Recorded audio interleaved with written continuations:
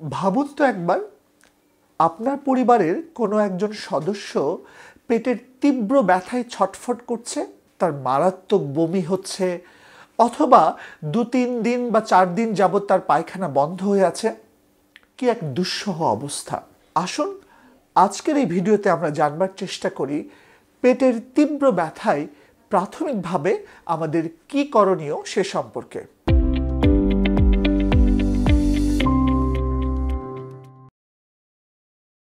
আসসালামু আলাইকুম, আমি ডাক্তার মোহাম্মদ লতিফুল বাড়ি শাকিল, সুখ অসুখের ডাক্তার বাড়ির নিয়মিত স্বাস্থ্য আয়োজনে আজ আমরা কথা বলবো পেটের তীব্র ব্যথার কারণ ও প্রতিকার নিয়ে। তীব্র পেটে ব্যথার একটি কেতাবি পরিভাষা রয়েছে, যেটিকে আমরা বলি অ্যাকিউট অ্যাবডোমেন। এমন একটি কন্ডিশন যেখানে হঠাৎ করেই স্পন্টেনিয়াসলি পেটে তীব্র ব্যথা শুরু হয় এবং এটি সাধারণত নন ট্রমাটিক কারণে, অর্থাৎ কোনো ধরনের পেটে আঘাত পাওয়ার ছাড়াই এটি হয় এবং এমন একটি সিচুয়েশন তৈরি হয় যেখানে আমরা যদি খুব দ্রুততর সময়ে কোনো ধরনের ইন্টারভেনশন বা ব্যবস্থা না নেই, তাহলে রোগী মারাত্মক বিপদের দিকে ধাবিত হতে পারে। সো এইরকম একটি কন্ডিশনকে আমরা আমাদের পরিভাষায় বলি অ্যাকিউট অ্যাবডোমেন এবং এর অসংখ্য কারণ রয়েছে। খুব কমন যে কারণটি সেটি হচ্ছে অ্যাকিউট অ্যাপেন্ডিসাইটিস। আমরা তো এটির সাথে সবাই পরিচিত। এছাড়া হতে পারে পিত্তথলির প্রদাহ, যেটিকে আমরা বলি অ্যাকিউট কোলেসিস্টাইটিস। হতে পারে অগ্নাশয় বা প্যানক্রিয়াসের প্রদাহ, যেটিকে আমরা বলি অ্যাকিউট প্যানক্রিয়াটাইটিস। হতে পারে পেপটিক আলসারের হঠাৎ প্রকোপ বেড়ে যাওয়া, যেটিকে আমরা বলি acute exacerbation of peptic ulcer disease. এটি হতে পারে আপনার খাদ্যনালীর কোথাও কোনো বাধাপ্রাপ্ত হয়ে ফুলে যাওয়ার কারণে, যেটিকে আমরা বলি ইন্টেস্টাইনাল অবস্ট্রাকশন। বাচ্চাদের ক্ষেত্রে হতে পারে খাদ্যনালীর কোনো একটি অংশ আরেকটি অংশের মধ্যে ঢুকে যাওয়া, যেটিকে আমরা বলি ইন্টারসাসেপশন। এটি হতে পারে আমাদের পেটের ভিতরের খাদ্যনালীর কোনো একটি অংশ প্যাচ খেয়ে ফুলে যাওয়ার কারণে, যেটিকে আমরা বলি ভলভুলাস। অথবা মহিলাদের ক্ষেত্রে, বিশেষত ইয়াং ম্যারিড মহিলাদের ক্ষেত্রে হতে পারে যে রাপচার্ড ইকটোপিক প্রেগনেন্সি, অর্থাৎ তার যে প্রেগনেন্সি সেটি যদি যথাযথ স্থানে না হয়ে ভিন্নতর কোনো স্থানে হয় এবং সেখান থেকে যদি ফেটে যে রক্তপাত হয়, সেক্ষেত্রেও কিন্তু তীব্র ব্যথা নিয়ে তারা আমাদের কাছে আসতে পারে।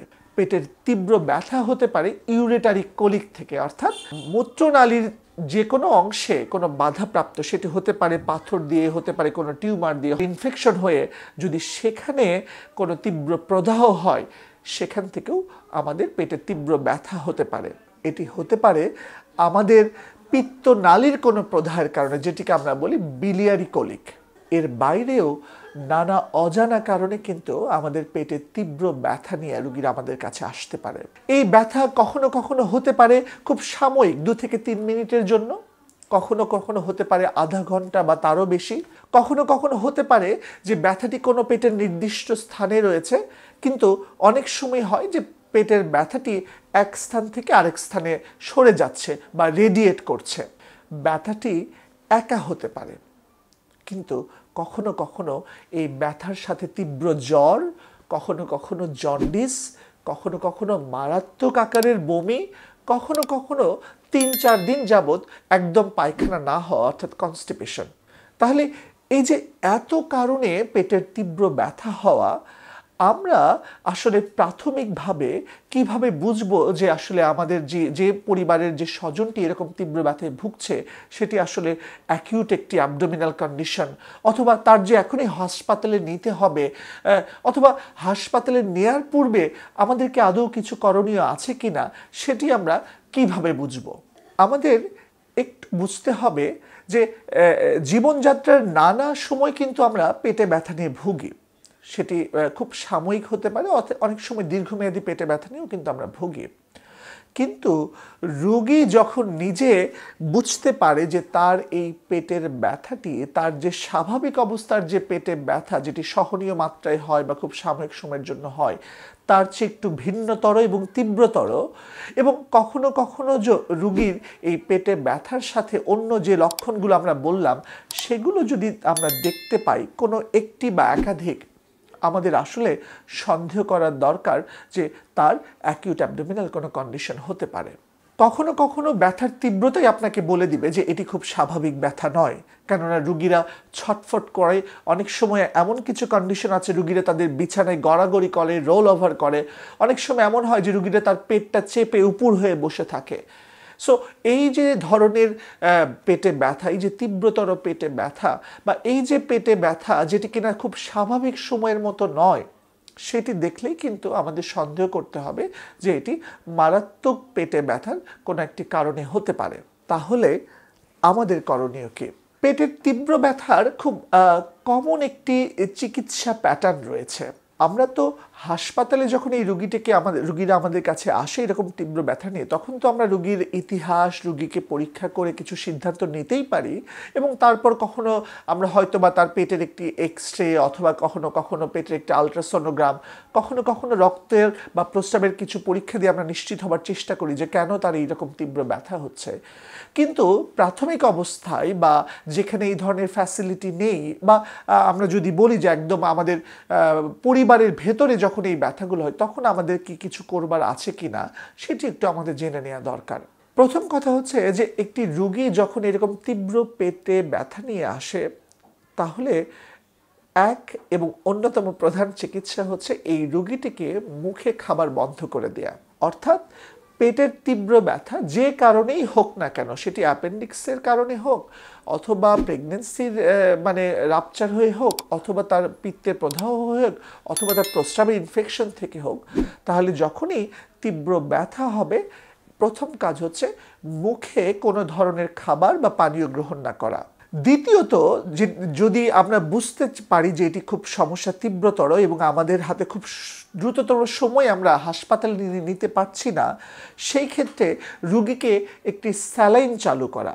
আমাদের আশপাশে অনেক ফার্মেসি রয়েছে এবং সেখানে স্যালাইন চালু করবার মতো অনেক দক্ষ লোক রয়েছে। কাজে আমরা যদি তাদেরকে ডেকে এনে এই রুগীটির মুখে খাওয়া বন্ধ করে একটি স্যালাইন চালু করতে পারি, এবং ওই শিরাপথে আমরা ব্যথানাশক কোনো একটি ইনজেকশন দিতে পারি, এবং একই সাথে একটি অ্যান্টি আলসারেন্ট বা গ্যাসের ইনজেকশন যদি আমরা দিতে পারি, অনেক ক্ষেত্রে কিন্তু আমরা এই ব্যথা থেকে নিজেদেরকে মুক্ত রাখতে পারি। এবং এই যে তিনটি স্টেপের কথা বললাম, যে রুগীকে না খেয়ে রাখা, রুগীর শিরাপথে একটি স্যালাইন স্টার্ট করা, এবং রুগীকে একটি ব্যথানাশক এবং একটি অ্যান্টি আলসারেন্ট ইনজেকশন দিয়ে দেয়া, এই যে তিনটি চিকিৎসার কথা বললাম, এটি কিন্তু সব ধরনের অ্যাকিউট অ্যাবডোমিনাল কন্ডিশনেরই প্রাথমিক চিকিৎসা। কখনো কখনো এই সামান্য চিকিৎসাতেই রুগী পুরোপুরি ভালো হয়ে যেতে পারে। বেশিরভাগ ক্ষেত্রে হতে পারে যে না, তাকে পরবর্তীতে রুগীকে হসপিটালাইজেশন করা লাগতে পারে। কিন্তু আমরা যদি প্রাথমিক অবস্থায় এই তিনটি ব্যবস্থাপনা গ্রহণ করি, তাহলে কিন্তু রুগীরা অনেকখানি আরাম পাবে এবং তারা অনেক বিপদ থেকে উতরে যাবে, বা তাদের অনেক বিপদ অনেকখানি দূর হয়ে যাবে। এর বাইরেও যদি সুযোগ থাকে যে রুগীকে নাকে নল দেয়া বা রুগীর প্রস্রাবে একটু ক্যাথেটার করবার ব্যবস্থা, তাহলে কিন্তু রুগীর জন্য সেটি আরও উপকারী। আমি এই যে এত কথা বলছি, ইনজেকশন দেয়া, স্যালাইন দেয়া, নাকে নল দেয়া, ক্যাথেটার করা, এগুলো কিন্তু এমন কোনো ব্যবস্থাপনা নয় যে রুগীকে হাসপাতালে ভর্তি হয়ে দিতে হবে।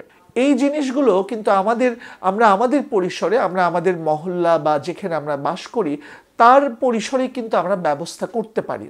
অনেক সময় আমরা দেখি যে রুগীর যখন এরকম তীব্র ব্যথা নিয়ে ভোগে, তার স্বজনরা কিন্তু অনন্যপায় হয়ে ঠিক কী করবে এটা বুঝে উঠতে পারে না, এবং তাতে রুগীর সমস্যাটা আরও প্রকট হয়, তার চিকিৎসা ব্যবস্থাপনা আরও দেরি হয়, এবং তাতে রুগীর ক্ষতির মাত্রা, এবং শুধু রুগীর না, রুগীর স্বজনদের ক্ষতির মাত্রাও কিন্তু বেড়ে যায়। কাজেই পেটের তীব্র ব্যথা হলে আমরা যদি একটু বুঝতে পারি যে এটি খুব স্বাভাবিক মাত্রার ব্যথা নয়, আমরা যেন অতি দ্রুত যে ব্যবস্থাপনার কথাগুলো আমরা বললাম সেটি হাতে নিই, এবং কম দ্রুততম সময়ের মধ্যে আমরা রুগীটিকে নিকটস্থ একটি হাসপাতাল বা স্বাস্থ্যকেন্দ্রে অথবা কোনো একজন চিকিৎসকের কাছে নিয়ে যেতে চেষ্টা করি। অধিকাংশ ক্ষেত্রেই এই যে তড়িৎ অ্যাকশন, এই যে দ্রুততম সময়ের মধ্যে রুগীকে একজন চিকিৎসকের কাছে নিয়ে আসা কিন্তু রুগীর জন্য লাইফ সেভিং হতে পারে। এবং খুব দুঃখের হলেও সত্য, অধিকাংশ ক্ষেত্রে কেবলমাত্র বিলম্ব করার কারণে এই অ্যাকিউট অ্যাবডোমেনের রুগীগুলো আমরা আমাদের হাতে প্রাণ হারাতে দেখি। কাজেই আসুন আমরা সচেতন হই, পেটের তীব্র ব্যথাকে অবহেলা না করি এবং যখনই তীব্র ব্যথার কোনো রোগী আমরা আমাদের পরিসরে পাবো, তাদেরকে যেন প্রাথমিক চিকিৎসা দেবার পাশাপাশি দ্রুততম সময়ে নিকটস্থ চিকিৎসক বা হাসপাতালে নেওয়ার চেষ্টা করি।